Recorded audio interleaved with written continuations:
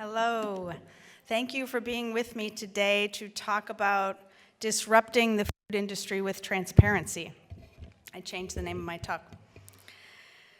Imagine if the best farmland in America were used to grow nutritious, diverse crops that feed people, instead of GMO corn and soy that goes to feed cows, cars, and processed foods.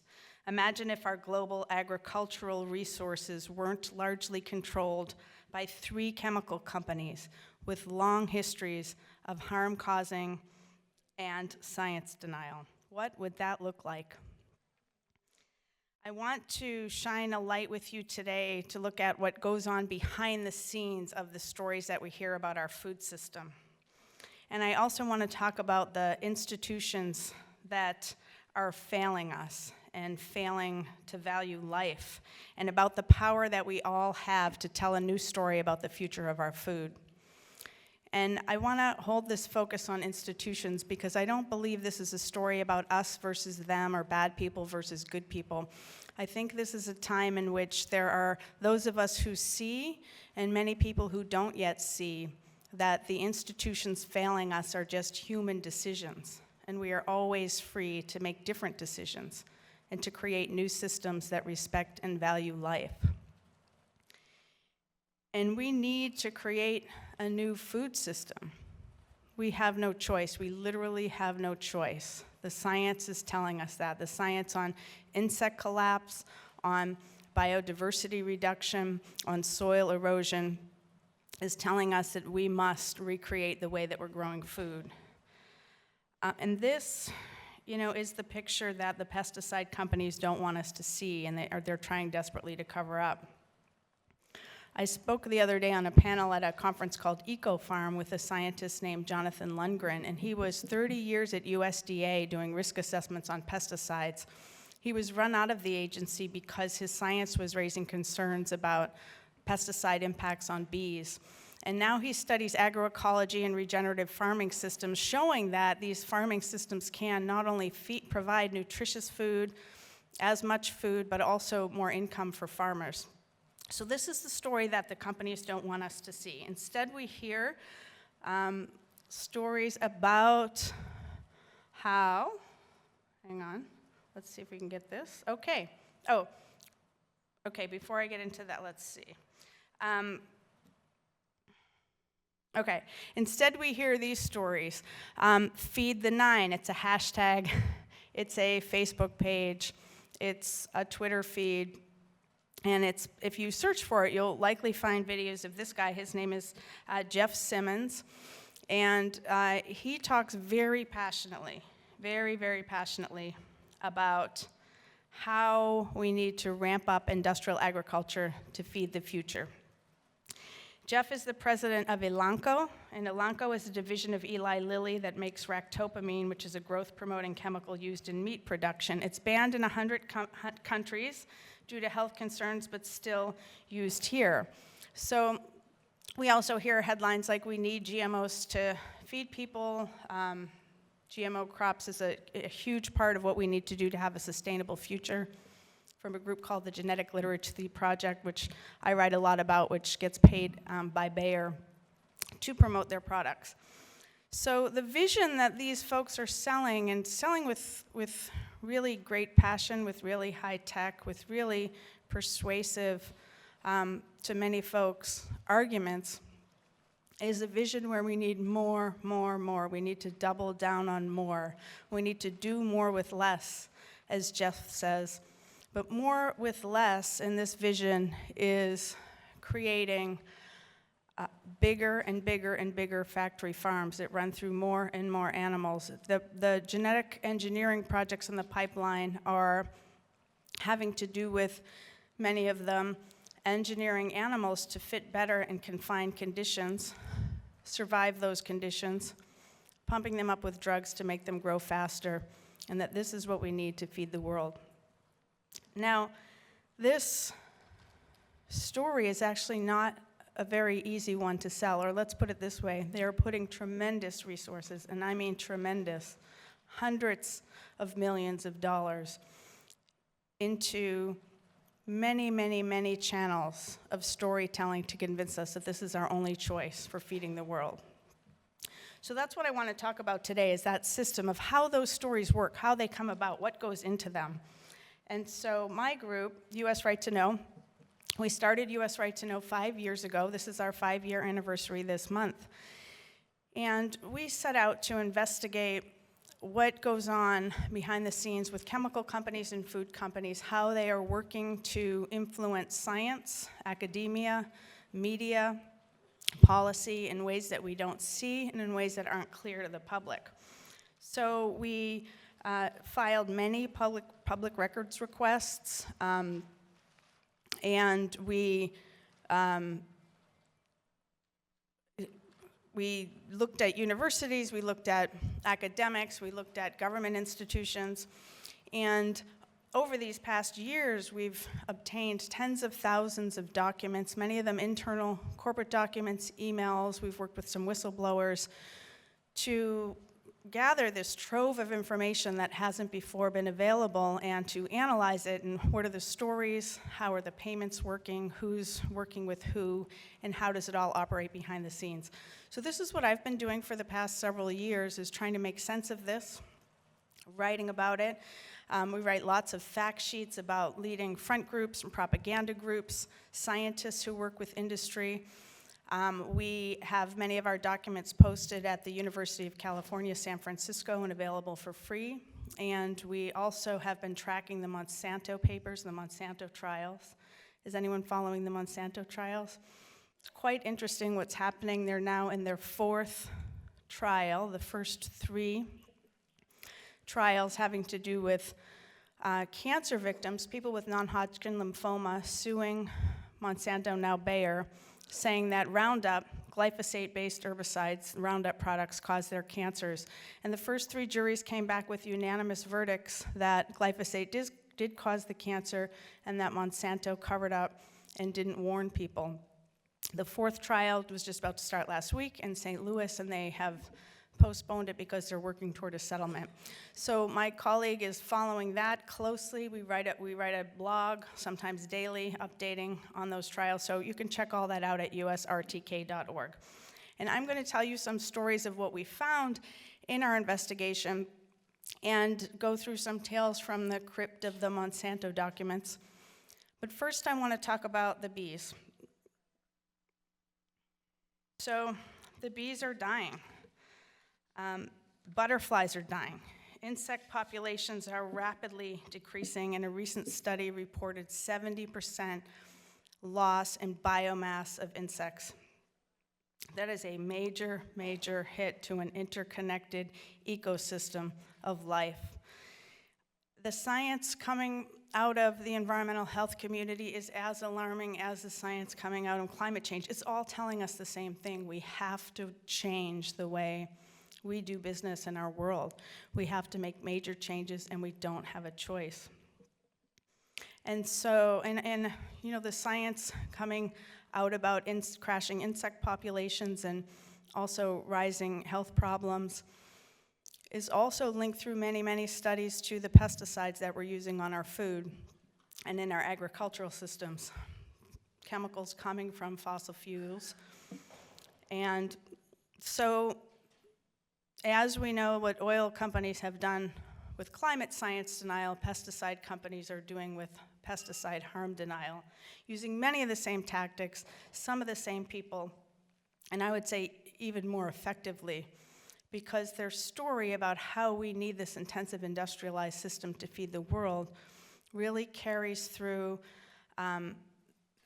most of the top media outlets, many people who claim to be progressive, through philanthrocapitalists like the Gates Foundation, which is pushing it very hard, through many people who should frankly know better. So that's why I think it's important to look behind the scenes at how it's all working so we can see through the tremendous effort that's going into spinning the story of food. So there was an amazing story, a truly one of the best stories yet to hit the mainstream media, came out last week. It was in The Intercept. I don't know if you would consider that the mainstream media, but it's definitely a very important source of reporting on chemicals and health in our food system and many topics. So the story was by a reporter named Li Fang, and that didn't work. I'm going to read you the beginning of his, oh, there we go. The beginning of his story. It's called The Pesticide Industry Playbook for Poisoning the Earth. Many seeds in the U.S. come pre-coated with neonicotinoids, one of the most common insects in the world.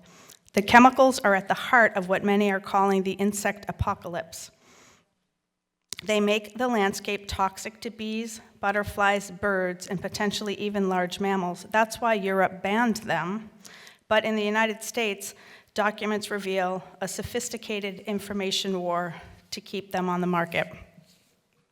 So the story, it's a very long story. He did an incredible job documenting the number of ways, a truly astonishing number of ways, that companies like Bayer and Syngenta have used to control the narrative about bees and pesticides. So I went through this story with my yellow highlighter. I pulled out all of the tactics that he talked about. I'm writing a report right now with Friends of the Earth and with Real Food Media, a woman named Anna LePay, to document what we know from the Monsanto papers, from recent research, and from the documents from the U.S. Right to Know investigation into how pesticide companies are spinning the story of food. And we've laid out several tactics, and Li Fang's story in The Intercept had examples from every tactic. So I'm going to go through what he reported in this story just by way of showing you the many ways that the narrative around us is being controlled, and then say, you know, this is reporting on one chemical, but this has happened over decades with many chemicals of concern. So the first major strategy, manufacturing ignorance in the science. So this is a very important first step at how chemical companies are having a lot of say in what even comes out in the research. This is a book here I'm showing called Vanishing Bees. Sayernuyaran, I can't say his last name. I love this book, and Daniel Kleinman. And they really go through, for science geeks like me, it's an awesome book because it goes through the many, many ways that science is organized to make it actually easy for companies to say it's not our pesticides causing the problem. It's not an issue of cooking the books. I don't even have to do that. The science is set up to favor really not knowing. So Cy and Daniel talk about manufacturing ignorance in that book, ignorance being the opposite of knowing. That if we really wanted to know, we would do science differently. And it's complicated. There are many factors contributing to bee loss, climate change, pests and pathogens, pesticides, and not just one, but a range, difficult conditions. So in these difficult conditions, there's been many, many people studying and trying to figure out what's going on. And the weight of the evidence is showing that it's multifactorial, but that neonicotinoids are playing a significant role by weakening bees. But the science is set up to say, if you do a study, this is the gold standard of science, that study has to show a single factor has a provable cause of a lethal disease with a high level of certainty. So there you're going to miss. You will miss what that's the sublethal effects, interrelated factors, the principles of ecology. We're dealing with interdependent ecosystems. So it's been easy for the official science to come out in favor of pesticide companies saying it's not our pesticides causing the problem. But with the bees, you know, it's not just that they're doing. There are many, many ways that they're trying to rig the science in the first place or move it in a certain direction and then repeat. You know, a principle of PR, you have to see something 7 times and then it's true. And I encourage folks to really think about this because we're inundated with all kinds of PR, with the election as a good example. And if we're hearing something again and again and again and again from lots of different sources that seem disconnected, suddenly it feels true. And I think we're hearing that and seeing that, and I study that, so it really drives me crazy. But when we look through the example with the bees, you'll see what I mean about how they do it. So the major thing, the greatest PR coup of the pesticide industry in relation to the bees was reframing the debate to focus on the Varroa mite. So it's the mites causing the bees to die. That's a little mite there, the orange guy. This is actually a sculpture, a huge sculpture that is on display at Bayer's $12 million Bee Care Center. So you go to the Bee Care Center, you learn all about the mites and the problems with the mites. And of course, there was also a lot of studies that come out about how mites are the problem. And if the studies don't say the mites are enough of a problem, then some of those researchers are hearing from Bayer to say, or Syngenta in this case, to say, go back and look at your data again until the mites are really a problem. So that was reported in the New York Times in 2017. This is a quote from a scientist in a 2017 New York Times story by Danny Hakim. So Dr. James Cresswell, he was hired by Syngenta. He's a bee expert from the University of Exeter. And he was skeptical of pesticides' role in hurting bees. But when he did his research for Syngenta, his findings were not what the company expected to hear because they undercut the role of the mite. So Syngenta began pressing him to consider new data and a different approach. Looking back at his interactions with the company, Dr. Cresswell said in a recent interview that Syngenta clearly has got an agenda. And in an email, he summed up that agenda. It's the Varroa, stupid. Varroa is a mite, the little orange mite in the picture before, that is a pest to bees. What the science is showing is that the neonicotinoids play a role in weakening bees, making them more susceptible to the mite. But what you're going to hear if you go to, thanks. What you'll hear, that's better. What you'll hear if you go to, any number of bee meetings, bee conferences, bee summits, is all about the mite and very little about the pesticides. You'll hear denial about the pesticides. So it's the mite, it's the mite, it's the mite. The reason I've heard of people going into meetings like literally chanting that, there is a tremendous effort to really pin all the blame on this little mite.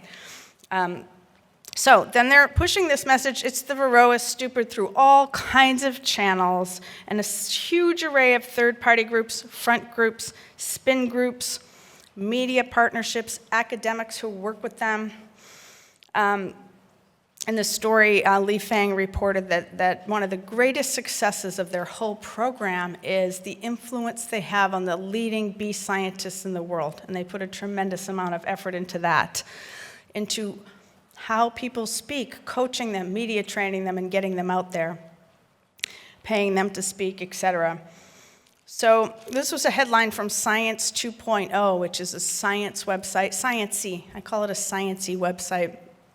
It's connected to a group called the American Council on Science and Health, which is paid by Monsanto to deny harm to bees. Deny bees are dying, deny it's pesticides, deny chemicals cause cancer, and shame, silence, try to discredit scientists, journalists, and public interest groups who raise concerns.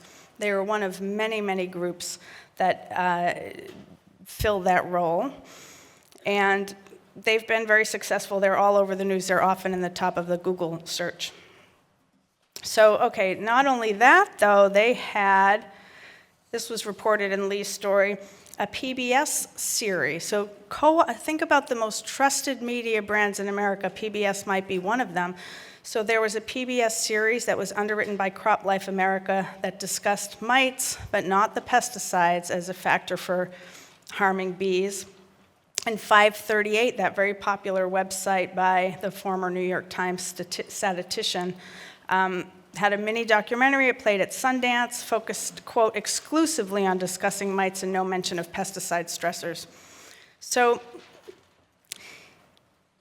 it's just, we're, again, hearing it from all sorts of different ways. Okay, they cast themselves as the solution to the bee problem with the $12 million Bee Care Center with the huge sculpture of the mite, splashy websites touting leadership on the bee issue, bee care tours, and they hand out huge checks to beekeepers. And then they even have a children's coloring book, Toby the Bees, in which a friendly beekeeper tells young Toby the bees are getting sick, but not to worry. It's just a problem with mites, but there's a special medicine made by Bayer to make bees healthy. So the problems and the solutions are fitting into this model of whatever makes profits for these corporations is what works. The Jeff Simmons talk, the drugs for animals, genetically engineered animals, we need more, more, more. But what they don't tell you, what he certainly doesn't tell you, and I really encourage folks, to, if you want to really see the extent of it and passion behind it, to watch Jeff Simmons' videos. What they don't tell you is that they're already producing more than we need to feed people. But it's not going to people because it's not the right kinds of foods. It's not where it needs to be grown. They're growing food to feed corporate profits. And so this, I think, is an example. The bees die, but we can make a medicine to fix them. We can genetically engineer bees. We can make robotic bees. We can make mites. These are the sort of solutions that you'll hear discussed seriously. Okay, so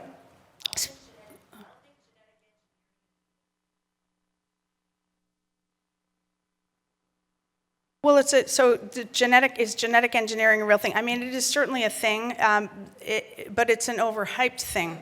Genetic engineering is often at the center of these stories of we can feed the world with technology, but they said that 30 years ago, and they are genetically engineering successfully some foods, but almost all of it is engineering for crops to resist pesticides. So they're changing a gene in the plant so that it can be sprayed with Roundup and not die. If you spray Roundup on a green field of weeds and crops, everything green will die except for the plants that were genetically engineered to resist it. So that's, and thank you for bringing that up, because it is an important piece, because it's a way. It's a pillar of this system. It's not the whole problem by any means. Well, there's all kinds of genetic engineering experimentation going on right now. So a lot of it is, it's funny, Margaret Atwood wrote a book series about a genetically engineered future gone wrong with people and plants and pigs that had emotions of humans. But she says, everything I write about in my books is happening. It is in the research pipeline. I'll just say quickly, genetic engineering is changing fast. It used to be this, you take a gene from one plant, insert it physically into another plant, it has a trait. As I said, really almost the only thing it worked for. There were a few other traits of disease resistance, like papayas in Hawaii, for example.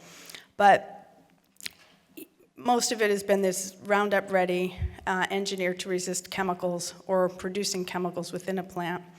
Very good for the profits of the chemical companies, not so good for farmers or the earth, because what's happened is resistance has developed. The pests get around it, they evolve ways.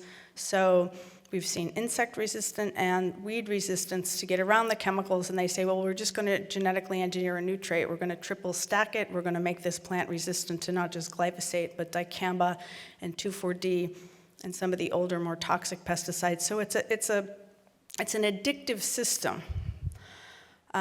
It's a system where farmers and crops grown in these huge monocultures where the soil is depleted need chemicals to grow.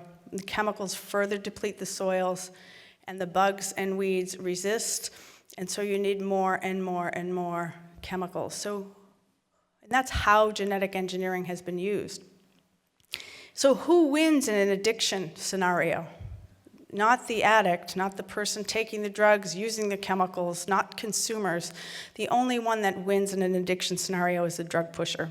So this system is great for Monsanto and Bayer, and we've seen them consolidate, to where now we have 3 companies, 3 mega merged conglomerates. So that's Dow DuPont, Monsanto Bayer, and Syngenta Chem China own more than 60% of the pesticides and the seeds because they've been buying up seed companies. And they're very committed to this path of genetically engineered seeds, to go with pesticides, to go with chemicals again, and more and more. That's the more that works for corporate profits.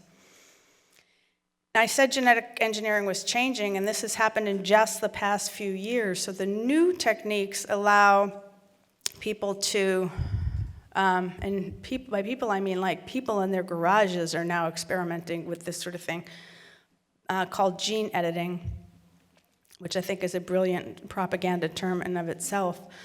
But they can change the DNA by cutting it or basically changing it in computers to create certain characteristics of a plant. So there's lots of experimentation going on about that, lots of different types in the pipeline, but a lot of it, again, still has to do with insect resistance, weed resistance, chemicals, and as I said earlier, genetically engineering animals to fit better in confined conditions. So I write about that a lot at US Right to Know, and it is the subject of a huge and massive PR effort to convince everybody that we need this, and the venture capitalists love it. And the natural products industry is so far really trying to hold strong against it and keep it out. So that was a bit of a sidetrack, but I think an important one. Following along with the tactics that we're seeing, I just wanted to read a few more, again from the Intercept story, about how they're spinning this story on bees. So dominating the web. This is a big thing. Now think about it. When we search on Google for a certain term, we tend to think what's coming up is what's rising to the top of collective knowledge. But not always, because companies are putting a tremendous amount of effort into figuring out how to game the Google search. So in this case with the bees, they compile a list of terms to shape the online search results. Neonics, pollinators. They hired a communications firm to shift how pesticides are portrayed in search results. And they bought online ads depicting pesticide critics as deranged conspiracy theorists. So that's a huge tactic. Anyone who's really gone up against the pesticide industry has felt that in the form of online trolls or whatever, people watching talks like this to report back. I'll talk more about that later. But also they were funding helpful legislators. There was a Republican in Georgia who convened a hearing on the pollinator crisis that was dominated by the pesticide industry rep Austin Scott. He got $3,500. And then he gave a talking to one of the USDA scientists who appeared at the panel and said that the pesticides are maybe a problem. He got a talk about going off script. And then that scientist was later demoted. So, making sure that researchers who go off script are kind of sidelined is unfortunately something that's happened in many of our US agencies, which are now, at this point in 2020, there was a story in the New York Times recently about how most of the top positions at all of the environmental and health agencies in the US are run by coal, oil, and pesticide lobbyists. Just straight up hand it to the lobbyists. Now that's particularly noticeable now, but also it's been going on for decades. So it's not just a new problem.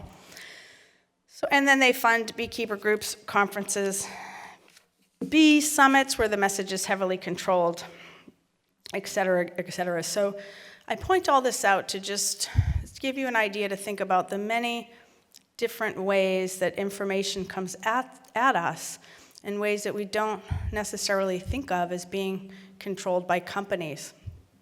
At one of these bee summits, for example, that was reported in this Intercept story, it was convened by a group called the Keystone Science Center, and I had a friend that worked there for many years. It presents itself as a neutral group that convenes multi-stakeholder meetings where industry and communities can get together and hash through problems. Now, that's a great value to stand for. I do think we need to get together in rooms and hash through values and ideas and ways we might go about solving problems, because it really is going to take all of us, people inside and outside these companies. But at this summit, it was totally controlled, heavily managed with the messaging, lots of scientists, varroa mites, not the pesticides. Beekeepers are doing it wrong, not the pesticides. They had beekeepers at this meeting, but they actually split them up. So they were just one at a table filled with lobbyists and, lawn care, chemical salesmen, and they talked about a policy that was before the US government, and then they made a survey of the meeting and presented it to legislators as, look, we did this multi-stakeholder meeting, and all these researchers and beekeepers agreed they're not worried about pesticides. So we wanted to, here, this is the bottom line. This quote by Gary Kasparov, I think, says it all about what's going on in these times in our lives. The point of modern propaganda isn't only to misinform or push an agenda, it's to exhaust your critical thinking, to annihilate truth. It's very exhausting to keep truth-telling, to keep saying concerns when you get attacked by trolls on Twitter, for example, or surrounded in a meeting by lobbyists when you're trying to raise concerns about what's going on with your beehives. A lot of people give up. People feel shamed. Their community doesn't agree with them. They stop talking. That's what the companies want, but that's what we can't do. So my group found out the hard way. Well, we found out what happens when you go up against these companies and start looking at where they don't want you to look. I mentioned we did all those public records requests looking at academia, universities, public institutions. Because they're public, you can request records, emails, from professors who were very active in the GMO labeling fight. They swore they were independent. We thought, let's see if we can investigate that, and we found out they were not so independent. We found people getting paid. We found a sophisticated, very coordinated network between companies and academics to figure out together how they can say their talking points. We need GMOs to feed the world. Pesticides are not a problem. How they could take on critics. They named names of people they would try to discredit, some of them speaking here. And then they would go after them in many ways, showing up at conferences, taking them on online, commenting all over news articles, calling editors. If a reporter quoted any of us, if a media outlet carried any of our stories, they would hear from probably not just one people, probably several of these people who again seemed disconnected, the professor, the concerned citizen, the company spokesman, calling people. I mean, I've heard stories of calling editors over and over and over again all weekend. The people, again, just give up. Now, I find this actually all very helpful because what it shows is they are putting an incredible amount of effort and energy into propping up a false story. And they actually have to do that. They can't go forward with this business model without a massive propaganda effort. And any attempts to shine transparency on it, to put forth what's really going on, are met with great resistance. But I think the resistance is stronger. The people speaking out are stronger. The many, many who won't go away when they try to silence, when they try to shame. And my group was definitely one of those groups. So I'm going to, and I have some stories later to tell you about how we just recently found Monsanto's plan to attack my group. It was 30 pages. It's only a fraction of what's there, but we got to see, oh, here's how they actually rolled out the plan to discredit us. So before I get there, though, I want to kind of step back for myself and talk to you about the beauty industry and some of my work there, because I have a lot of people. I think I was invited to the conference because of my book, which is now 10 years old, unfortunately still relevant. Not just a pretty face, the ugly side of the beauty industry, about how we investigated and reported a lot of what is in the products that we're putting on our bodies, on our faces. And then kind of talk about how that got me into the food movement, because it really is a story of a grassroots rising of so many women that I've met all around the country, all around the world, and largely women, because I worked a lot on cosmetics, and so it would be mostly women who came to my talk. Women whose kids are sick, who can't get pregnant, whose kids have allergies or asthma, who are dealing with cancer at young ages, who are saying what's going on, and starting to come to communities like this to find answers, to find people, to find food as a path to healing. So my vision in that took me from cosmetics work and advocacy to the food industry was that I saw it was kind of not really the same people that were involved in both of those movements to push beauty companies and push food, but they had all the same concerns. So my hope, it turned out to be a lot harder than I thought, but my hope is that passion and activism for changing companies in the market can also be applied to taking back our political system, because we absolutely have to fix these problems. So with cosmetics, I got into cosmetics because of a chemical called phthalates.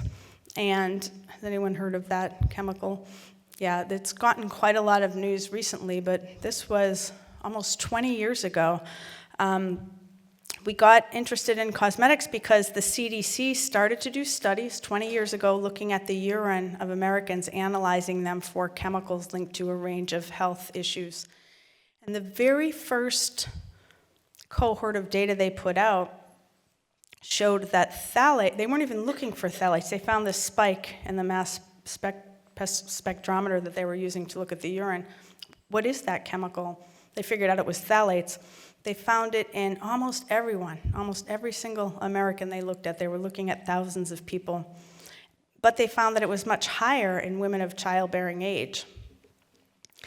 So we thought, why would that be? That phthalates are used in plastics. They're kind of that stinky plastic smell, the vinyl shower curtain, the greasy, the rubber duck. We all know phthalates because we've experienced them. But why they would be in women's bodies more than men, we didn't know. So we decided to look at cosmetics. The researchers I worked with thought that might be a viable theory, so we went out squinting at labels, looking for that word, didn't find it really in any cosmetics. So we decided to test a bunch of products, and we sent 72 products to a lab, shampoos, deodorants, lotions, face creams. We found most of them contained phthalates, 2/3, but they weren't on the label. So we started a campaign. This was actually an ad that ran in the New York Times. It also had all the products listed that we tested, and it was a full page. This kind of caused a big stir. We had a funder who wanted to pay, very expensive, to pay for an ad in the New York Times. And we chose this slogan, "Sexy for her, for baby it really could be poison," because does anyone recognize the bottle she's holding there, what product that is?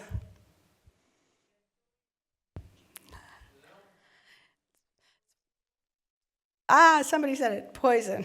Yeah, it's funny. As time goes on, I hear that answer less. So poison was actually the name of the perfume, but it also was the product we tested that had the most phthalates. It had 4 different kinds, highest levels. They have since reformulated it after our report came out, and the Times made us airbrush the name off the product, but people still knew what it was. So this caused a big stir. People were interested.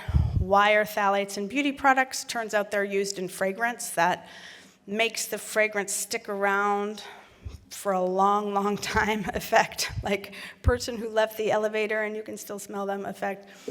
That's what phthalates are used for in cosmetics. So when this came out, lots of people were interested in this study and also asking the question, what else is in cosmetics? How can we even figure it out? It wasn't really that much of a conversation back then, and it really wasn't very easy to figure it out. So my colleagues and I set about trying to figure it out. We put together a coalition of 8 environmental health groups, and we started to do research. And I worked on this for about 10 years with this coalition. And you can find all of our info at safecosmetics.org. And I talked a lot about this, our research and what we found, in the interview that I did for this conference. So if you're interested in that topic, you can watch my video interview. And just the short story is that most products that we put on our bodies, put in our hair, on our faces, in the bathtubs with our children, contain chemicals that are known to be toxic, linked to cancer, reproductive harm, skin problems, and many range of health effects. And they're low levels, and we tested hundreds of products and sent them to a lab to report stuff that was in the products that wasn't on labels, which was quite a bit. We found carcinogens in baby product, lots of allergens in fragrance, lots of some chemicals linked to cancer and neurological effects have been found in fragrance. So the companies never said, you did not find that chemical in my product. They never said, that chemical is not toxic. They said, it's just low levels and you can't prove it causes harm, so there's no need to worry. But what we found is the same chemicals were used over and over and over, and all the products have the same low levels of the same carcinogens, the same reproductive toxins. Formaldehyde in baby products, for example, was one thing we found and reported. Baby shampoos, bubble baths, lotions, etc. And we found 2 carcinogens in Johnson's baby shampoo, the iconic, safe and gentle as water, pure as can be, given to moms at the hospital. So I'll tell you that story quickly because I think it's super important about how much power we do have, but how hard we have to work that we shouldn't. Johnson & Johnson did reformulate their products. They've since taken carcinogens out, phthalates out, and a whole range of other chemicals of concern. It took them years, and we had to fight with them for years. But we did eventually get them to change. And the way we did it, I call it a $10 report that changed a multinational company.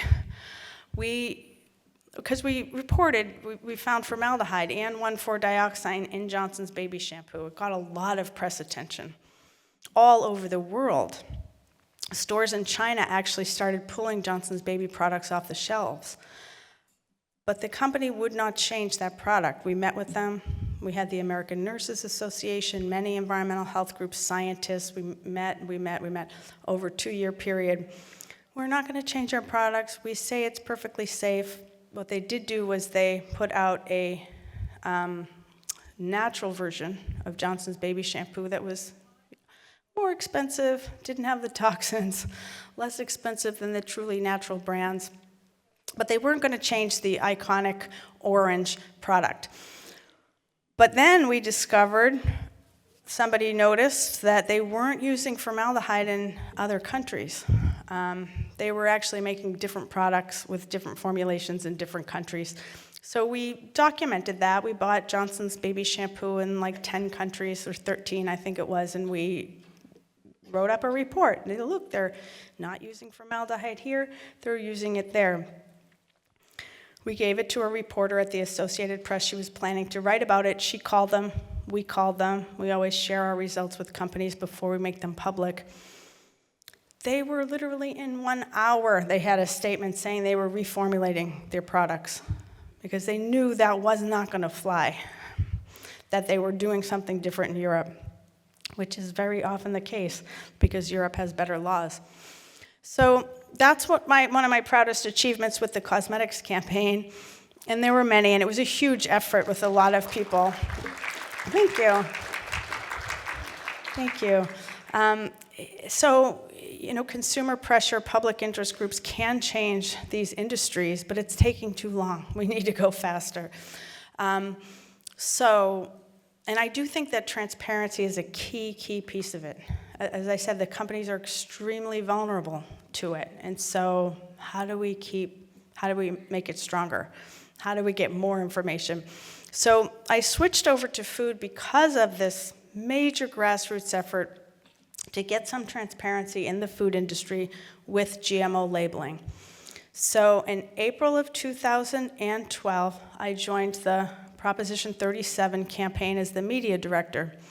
And by then, we were just announcing that month that a massive grassroots effort of many of them women, many of them moms who had never been politically active before, had joined the effort to get that on the ballot, which took getting nearly 1 million signatures in just 10 days. So think about that. It was a massive effort and a massive groundswell of people just willing to go out and stand for what they believe in politics. So that campaign was distressing because you can see here the polling was almost 70% for the entire duration of most of the campaign. And that number was true nationally. It was true of both political parties, all political persuasions. There was massive bipartisan support for GMO labeling across the country, and these were the numbers in California. But you can see what happened there. It was actually October 1st that support took a nosedive. So October 1st was when the No campaign, which was funded by the largest chemical and food companies, Coke and Pepsi were big supporters, Monsanto was the largest donor. They spent $45 million, most of it in the space of 30 days. It was a massive blizzard of disinformation, confusion, false information, false claims coming from everywhere. I mean, they could barely spend the money, and it's really expensive to campaign in California.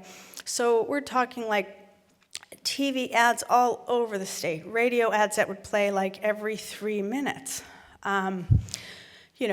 Massive poster boards and billboards and this and that and the other.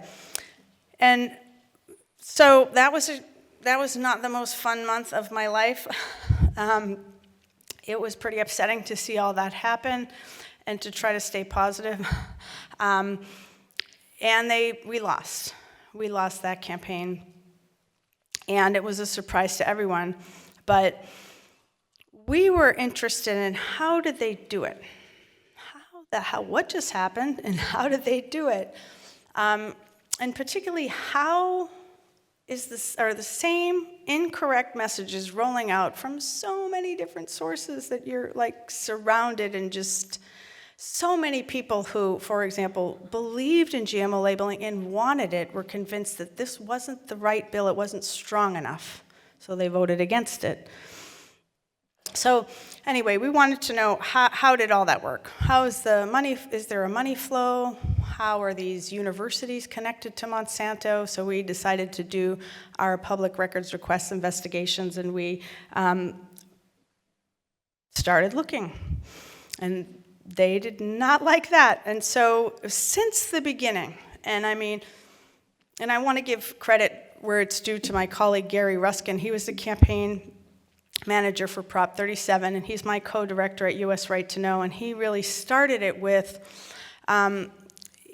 his tried and true public advocacy tools of using FOIA, the Freedom of Information Act requests, to find information and to really be relentless about it and look at professors who weren't expecting it, and it was controversial. And I was on maternity leave. My son was born in the fall of 2014. So I came back part-time to US Right to Know. We launched it 5 years ago, as I said, in 2015. And we were immediately attacked from all sorts of areas, which was kind of astonishing for a new group. There were stories in Wired Magazine and Nature Biotech Journal saying how we were attacking scientists and all this. So we knew we were in the spotlight. We knew we had a target on our backs. It's like, this is fun to come back to this, like, let the games begin. So we knew it was happening, but we only recently found out that there was this coordinated campaign that they wrote about and engaged the entire pesticide industry in to try to discredit us. And so this document came out in just August, this past August. And it came out of the Roundup cancer trial. So that's been another major trove of documents that have come out of those trials. Hundreds of thousands of pages looking at Monsanto's past and communications and PR plans and all this. So this was one of them, and it's the US Right to Know FOIA communications plan saying USRTK's plan will impact the entire industry.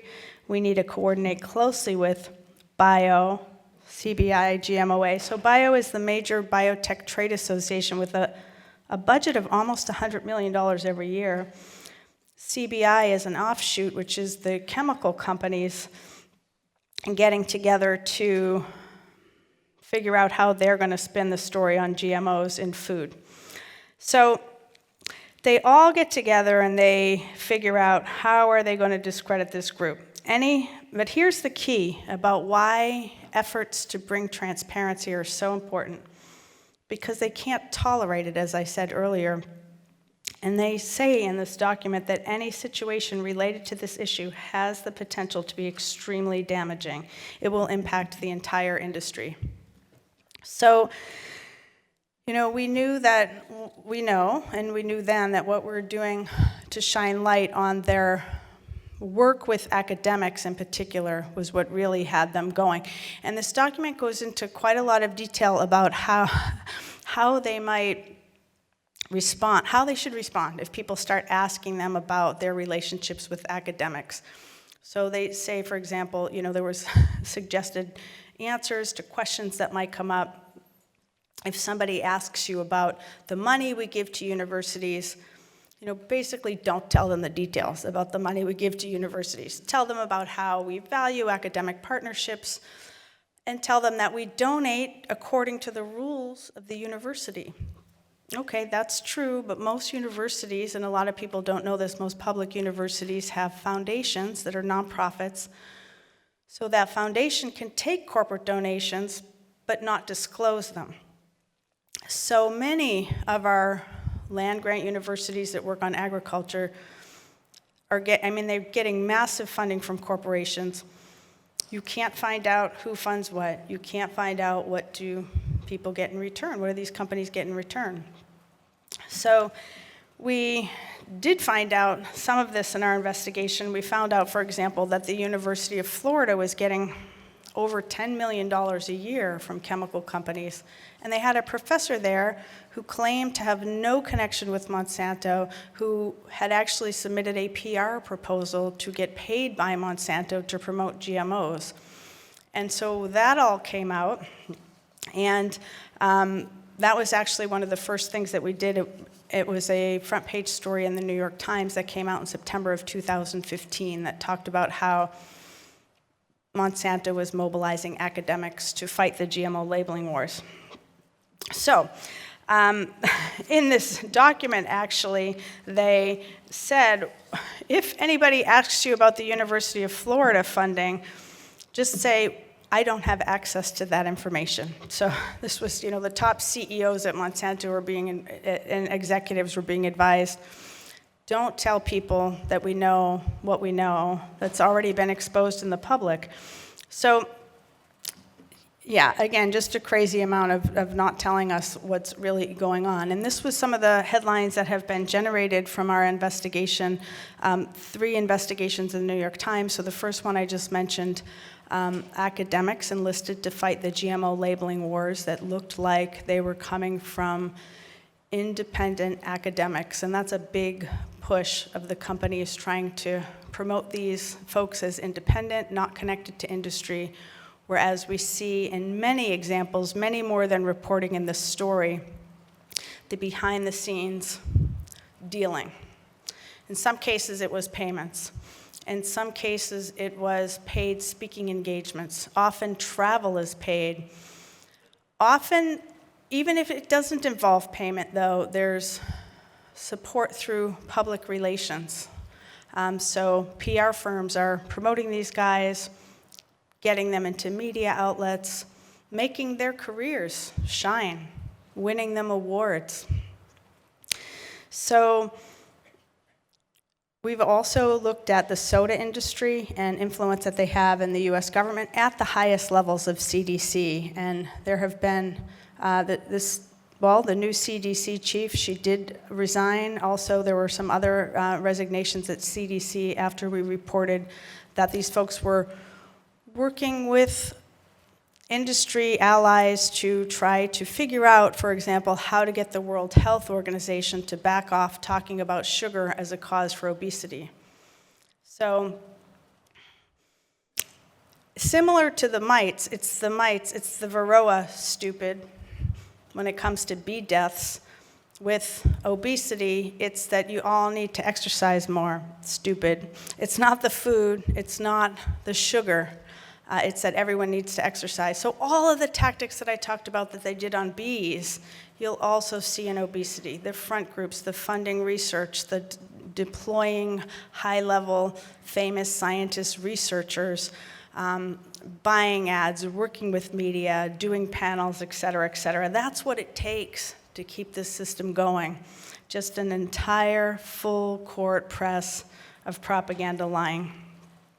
Okay, so more tales from the Crypt of Monsanto documents that recently came out in August. They had a whole attack plan for what to do about my colleague's book. Carrie Gillum, she spoke here last year, and she wrote a book called Whitewash, The Story of a Weed Killer, Cancer, and the Corruption of Science. It won the Rachel Carson Environment Book Award from the Society for Environmental Journalists. Amazing book. Monsanto was very worried about it. And Carrie was a reporter at Reuters for 20 years where she covered agriculture, and they basically ran her out of there, extreme pressure for her to leave there. And then she joined our group. So they had this whole spreadsheet. What's interesting about this is a few things. They had paid placement on Google in a search for her name. They had a whole plan to generate negative book reviews. They even had plans to engage regulatory authorities in their talking points. I thought that one was interesting. EPA, the European Food Safety Authority, the European Chemicals Agency. They had a whole bunch of third parties with names like Sense About Science, the Science Media Center, the Global Farmer Network, American Chemistry Council Side Front Group. So, they did all that. Farmers are, of course, a very important spokespeople, third-party allies for the companies. So one of the interesting documents that also came out recently involves this coalition that they organized in Europe called Freedom to Farm.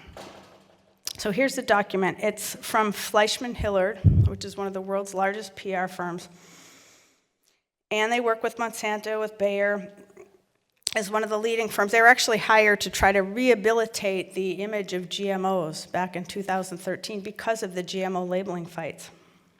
So, Freedom to Farm.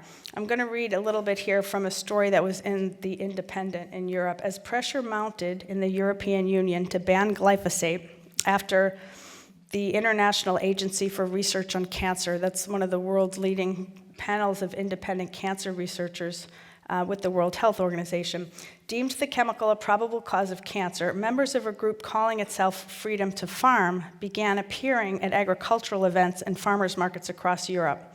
Marketing itself as a grassroots-led effort by farmers, Freedom to Farm warned of a threat to farming posed by those seeking to restrict the use of glyphosate. The group reportedly hired hostesses to sign up farmers to help defend the chemical against its critics. So most of this group was PR folks trying to hustle up farmer interest in saying something about glyphosate. But the fascinating thing about this is it says in this document, I mean, look at these numbers. The campaign team involved 39 and a half full-time staffers working in 7 European countries. But these included 21 Fleischmann employees, 9 employees from Red Flag Consultant, and 7 from Lincoln Strategies, which was a group. These were groups that also worked on the Trump campaign, by the way. Okay, but that wasn't all, because in addition, they had 56 trained operatives supporting them in these locations. So that's freedom to farm for you. It's, the ability of PR companies to send, now what's that, for over almost 100 people out traipsing across Europe, cooking up plans to, look like farmers, basically. And there was much more in this plan. They had websites they were planning. They sponsored a bunch of research, a whole bunch of research in all these countries designed to drive headlines, designed to fight against glyphosate regulations. We found out that Monsanto has a fusion center. These were some of the documents in the plan about U.S. right to know. So a fusion center is a term borrowed from Homeland Security and describes coordinated intelligence gathering operations. There was an article about this in the New York Times in 2018 about fusion centers, about how banks are using them, and the centers are trained by, quote, former government cyber spies, soldiers, and counterintelligence officials who deploy the tools and techniques used for national defense. Intelligence hubs modeled on those used in counterterrorism work, and threat analysts who monitor the internet's shadowy corners. Well, they're watching you if you talk about pesticides. They're watching some of us in this room. And by watching us, I mean every tweet you send. Online posts. There was one of the documents that came out of the Monsanto papers was called the Let Nothing Go program, in which they talked about how we're not letting anything go. So if your mother is posting about GMOs, and this has happened to my mother, some random dude, was arguing with me. I don't know who that person is. Well, they're really watching they're scrutinizing at a very close level. So, and what do Monsanto's fusion centers do? We don't know. This was just sort of the beginning of figuring out this. But there was a story in the Guardian by Sam Levin. So he reported that what they were doing, as far as we could tell by this point, or he could tell, they're monitoring digital properties and social media activities, and they're providing detailed analysis of tweets and other content produced by journalists, activists, even popular singers. So they were looking at Neil Young, who wrote a album called The Monsanto Years. And they were really worried about Neil Young, and they had a plan to proactively produce content in response preparedness. They were analyzing his lyrics and closely monitoring discussions about concerts featuring Young and Willie Nelson and John Mellencamp and Dave Matthews. So, a department at Monsanto is watching what these guys do. And not only them, they were also watching a teenager. This is an email about Rachel Parent, who's a teenager who started Kids Right to Know in Canada. And so the Fusion Center here, this email is saying they're watching Rachel. They're very worried because she's coming to a Monsanto a Bayer shareholder meeting. What is she going to do? We don't know. Who might be there? So the Fusion Center comes out with this report. He emails it to 11 Monsanto employees that they've been monitoring her crowdfunding page and other activists. It's small. She's raised only $245, but given the effort and planning, it is likely she already has funding, which could be from her father's natural food business. See attached report for more. Okay, so they've got 11 Monsanto employees sitting around worrying about what this one teenager might say at a shareholder meeting, what Neil Young says in his songs. Oh, and here's a good one. This was part of the Monsanto preparedness plan for U.S. right to know. Their tweet responder. So they've got a plan for if Gary Ruskin sends one tweet, the top left, that's my colleague. Okay, they're not too worried about that, but if 25 tweets, if there's 50, if tweets over days, I mean, they've had a plan to call emergency steering committee meetings of GMO answers if these tweets got too out of control. That's the leading pesticide companies in the world on a steering committee of this group. So they're extremely, extremely threatened by transparency and truth tellers and people who are standing up to their agenda. And I think that's really good news. It's really good news. And it means we have to keep doing it, right? Keep exposing these documents, keep saying the truth, being willing to stand up against this sort of ferocious backlash of hellfire, really. That's what these campaigns are. They see themselves in a mentality of warfare with fusion centers and attack plans. They discredit scientists, they discredit journalists. This is a big part of what's come out of the Monsanto documents, is they had a whole entire plan to discredit the World Health Organization's Cancer Research Agency. And they did it by deploying not only your regular old front groups that get paid directly by them to act like they're independent, the Genetic Literacy Project, American Council on Science and Health, Academics Review, GMO Answers, and groups with names like these, but they also had major food industry groups supporting them, the Grocery Manufacturers Association, and food groups that get millions of dollars a year to convince people that processed foods are okay, pesticides are fine. They're really trying to figure out how to get women to listen to them. It's funny, I like that part of it, because they don't know how to talk to women.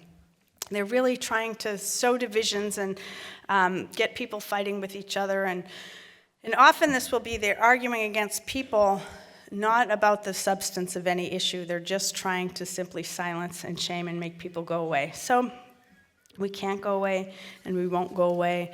And we're going to keep working on it at US Right to Know. And thank you. And thank you. Jeffrey's in the documents a lot, yeah. Definitely threatened by those who speak out and write books and give talks.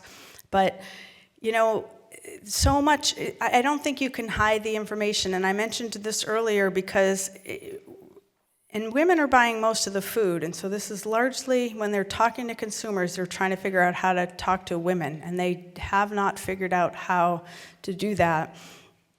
And I'm writing a report about all of these documents that will be available in a few months, and kind of going through what I talked about today, which is the different strategies that they use, the manufacturing ignorance in science, rolling out the third parties, attacking scientists and journalists, all of the many ways, using examples from the Monsanto papers, examples from the bee research, and showing how their messaging to women is so insulting. And they're trying many, many ways to lift up female spokespeople. There's groups called Sci Moms and Sci Babe and Farm Babe, and all saying these same talking points from the pesticide industry. So it's an interesting just mix of, like I said, sort of the hellfire campaigns of disinformation that are, bottom line, as sophisticated, maybe even more, as all-pervasive, and definitely more successful at this point than the oil industry's climate science denial campaigns and what the tobacco industry did to hide evidence for 50 years about the harm of cigarettes. So I'm going to go back to this Prop 37 slide and tell one more story from the GMO labeling wars. There's a whole lot more stories to tell about that. But this was a good news story because those two lines, now the red line there, you see how the no campaign had no support, and then they shot past us. And we were enjoying 70% support that dropped like a rock as soon as they started advertising. Well, those lines actually crossed again in the last 10 days of the campaign, which are not shown on this Pepperdine poll graph. They crossed again. We actually won on election day. But because in California there's mail-in voting, and many people vote early. We lost too many votes in the early voting that we couldn't overcome. So even though we had more votes on election day with people who went to the polls, we lost. And so what was it that made the difference? Well, this is a good news and a bad news story, because what made the difference is we had the money to advertise on TV in the last 10 days of the campaign. We spent $9 million on one 30-second ad. So the reason that's bad news, I mean, TV ads are incredibly effective in political campaigns. Why is that? Why are people making really important political decisions based on what they see on TV? Somehow, like breaking through that propaganda hold that many of us have, and voters in California have. I heard one statistic during that campaign that 40% of their people were making decisions based solely on what they saw on TV about the ballot initiatives. So that's something to think about, is how do we do media literacy campaign training, media literacy training for young people, for ourselves, to sort of deconstruct the power that media has over us. The good news part of this campaign is our ad worked, our numbers went up, we won on election day. And so the one 30-second ad, that was a really controversial decision as to what was this ad going to be. And we had many ads that were running online. We had celebrity ads, we had anti-pesticide ads, we had Monsanto is evil ads, talking about the history of that company, which is quite dastardly, with DDT and Agent Orange. And we had an ad that a woman named Danny Tillman came up with the idea. And Danny was an African-American woman in LA who I interviewed to work in the media department. She unfortunately didn't take the job. But she said to me during this interview, "Your website just does not speak to me. It does not speak to my community. You've got all these pictures of food. I want to see people. I want to see people eating food. I want to see mouths. I want to see life. Food is life. Food is love, baby." And I was like tingles when she said that, and I thought about it all weekend, and I thought, food is love. Food is how the women in my family showed love. It's how my grandmother showed us all, bringing all of us to her home on Sundays. It was my mother feeding 5 kids every day. How she did that, now that I have 1 kid, I don't know. But food was love at the deepest level of my family. I thought, that is a beautiful ad idea. So I was watching Mad Men at the time, and I came up with this pitch of like, we need an ad. Food is love. I told it to Gary, and he was like, that sounds good, but you have to convince Eric, the ad guy. So I go to Eric, and I do the whole pitch, and he says, okay, yeah, we need a positive ad to send to B-roll. So basically, we were creating all these ads that ran online only.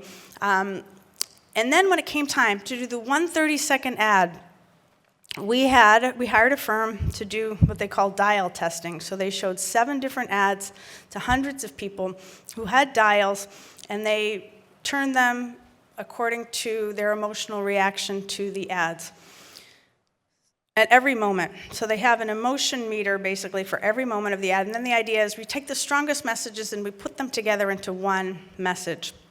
Well, they came back with this data, and they said one ad blew away every single other ad in every single category. It's not even a discussion, this is our ad. And it was Food is Love.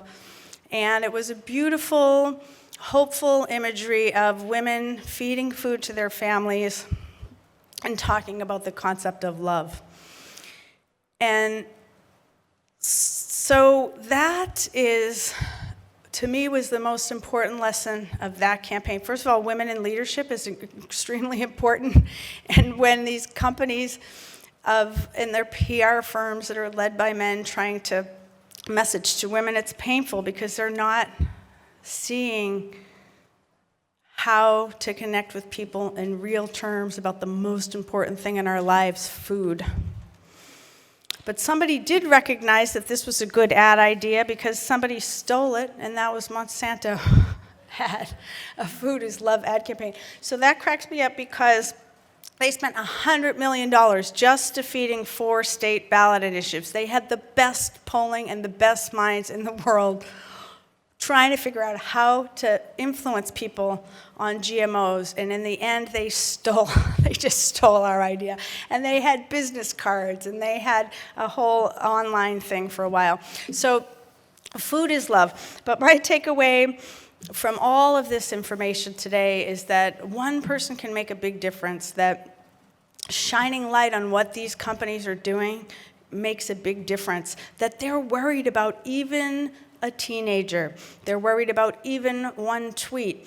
And that just shows a system that is incredibly not resilient, that cannot stand up against hundreds and millions of us around the world speaking out about what they're doing, shining light on what they're doing, telling the truth, and saying the solutions. Growing healthy, real food for people and not for corporate profits. The food industry is changing. The GMO labeling campaigns, even though we lost them, had a major impact on the food industry. Their trade association busted up, broke apart. I love these headlines. Food CEOs are rushing for the exits. And the last one in the Wall Street Journal, food companies can't figure out what Americans want to eat. They can't figure out how to monetize what Americans want to eat. Because what people want, what all the surveys and polls are showing, and what the numbers show, because here's the organic sales, people want fresh, healthy, organic foods that they know where it came from, they know how it was grown. And that's a trend that I do believe is unstoppable. And what's interesting about these figures, too, and they come from the Organic Trade Association, is that they also say in their numbers that the fastest growing segment of people choosing organic foods are millennial moms. And only 20% of them, millennials, have had children yet. 80% still to come in a demographic that is preferring organic food greater than any other demographic that came before them. So the food industry is changing, and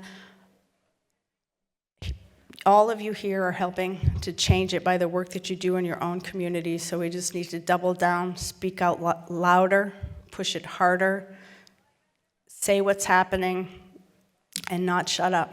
So that's our plan at usrtk.org. You can find all our information there. Sign up for our list. You can find the Monsanto papers there. And we have a right to know, and once we know, we have a duty to act. So thank you all for everything that you're doing every day to create the food system our kids deserve.